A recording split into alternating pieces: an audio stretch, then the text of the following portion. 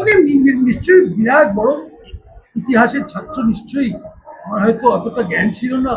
উনি নতুন নতুন কোনো তথ্য বার করেছেন, সেই তথ্যগুলো এখন সবাইকে দিচ্ছে। এটাই ওনার কাছে দুর্ভাগ্য যে মানুষ বিশ্বাস করছে না যে উনি অত বড় একজন ঐতিহাসিক। আমি এটা মানছি যে অনেকের কাছে দেখুন, একটু অন্নপূর্ণা যোজনা আর এর আগে আগে লক্ষ্মীর ভান্ডারের মধ্যে একটা পার্থক্য আছে।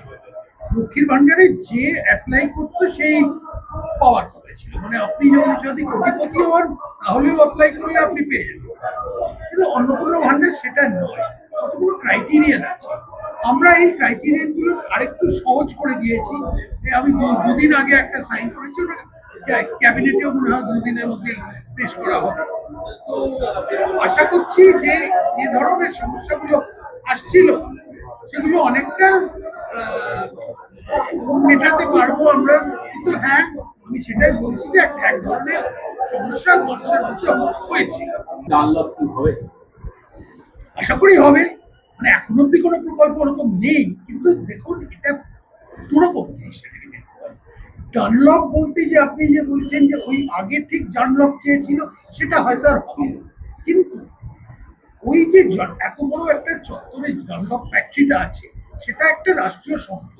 জমি হচ্ছে রাষ্ট্রীয় সম্পদ। আপনারা জানেন সিঙ্গুরের ব্যাপারটা, যে জমির ভিত্তিতেই পুরো জিনিসটা বুকলেট হয়ে গেছে।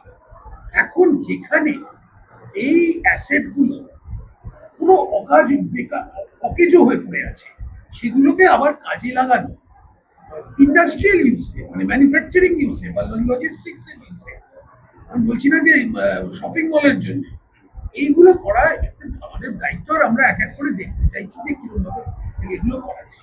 তারপরে চোরগুলোকে বার করতে হয়েছে আমাদের। চোর, তোলাবাজ, এদের তারা আজকে পশ্চিমবঙ্গের যে সর্বনাশটা করেছে সেইটা আপনারা সবাই দেখতেই পাচ্ছেন।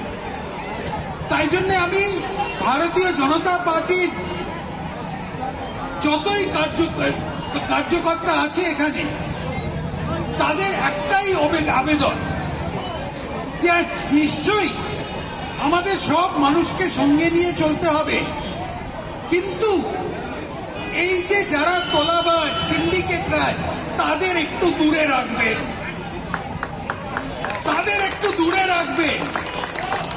তারা আমাদের পরিবারের একটা অংশ নয়। এটা খুব বড় কথা আমি বলছি। কেন অনেকে মনে করে যে চলো ভাই, ওরা ছিল সবাই করবে। কেন আপনি যদি ওদের নেন, তাহলে ওরা যা করেছিল সেটাই করতে হবে।